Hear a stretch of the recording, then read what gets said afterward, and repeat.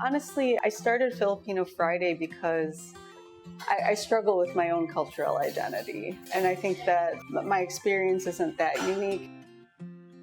I'm Melanie Diamond Manlusuk. I'm the chef and co-owner of Flow State Coffee Bar. Flow State is a coffee shop, co-working space, and a gelateria.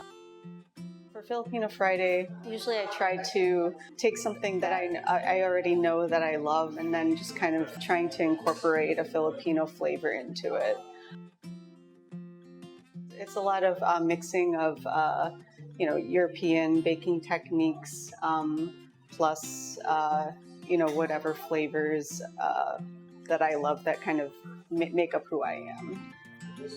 I guess the pastry case is kind of like the United Nations of pastry in there. I went to a French culinary school, so I'm French trained, but then when I worked in restaurants, I worked in New American restaurants, I worked in a Japanese restaurant, and then also on top of that, I'm a Midwesterner. I'm from Michigan, so a lot of the flavors that I love come from there.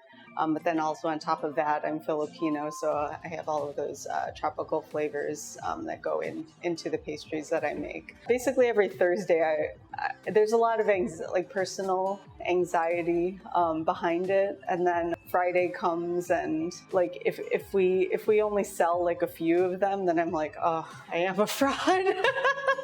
But sometimes we'll sell like all of them. I'll be like, all right, we're getting somewhere. The same way I had to come out as being queer when I was like a 12-year-old. I feel like I'm coming out as being Filipino.